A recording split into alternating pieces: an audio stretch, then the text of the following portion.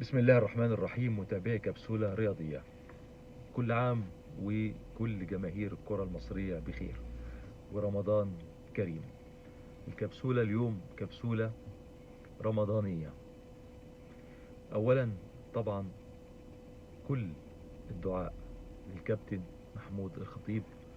ألف ألف سلامة عليك يا كابتن بيبو، سلامات، وإن شاء الله ترجع لجماهير الكرة وعشاق الكرة المصرية وانت بخير وبصحة وسلامة.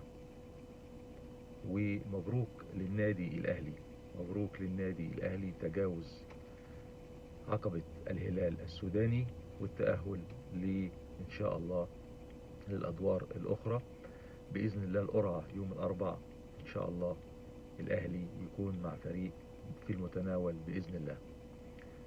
كل ده مش هي دي الكبسولة اللي أنا عايز أتكلم فيها. أنا عايز أتكلم في البرامج الرمضانية، البرامج اللي للأسف مش هتكلم عن رامز والكلام دون. انا بتكلم في ما يخص الرياضة المصرية،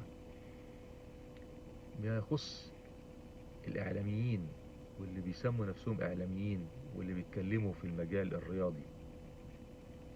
انا اتفرجت على جزء كده من حلقة بسمة وهبي مع عبد الناصر زيدان، وكان اتكلم وخالد الغندور.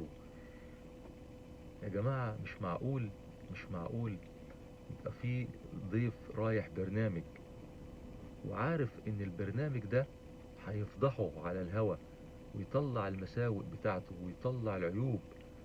ناس بتتكسب من عمولات، ناس بتتكسب من تطلع تشتم في ناس وتاخد فلوس، وناس بتشتم في ناس. وده في الوسط الرياضي، حقيقي.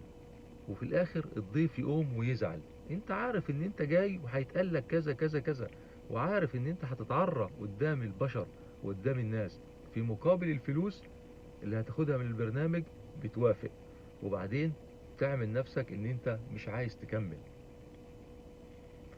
برامج بتكشف حقائق الوسط الرياضي في مصر للأسف.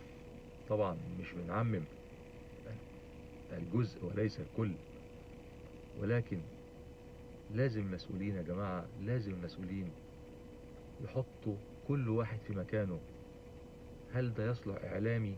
هل ده يصلح يطلع يخاطب الناس في برامج رياضية؟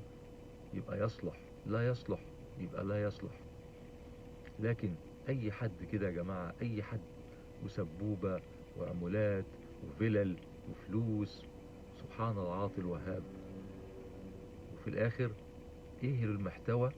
مفيش أي محتوى بيتقدم لجماهير الكرة المصرية. الكبسولة لمسؤولين والمسؤولين عن الرياضة في مصر، وخاصة رياضة كرة القدم. نفسنا نتطور، نفسنا يكون في كرة قدم حقيقية في مصر. متابعي كبسولة رياضية، كل عام وانتم بخير ورمضان كريم، والسلام عليكم ورحمة الله وبركاته.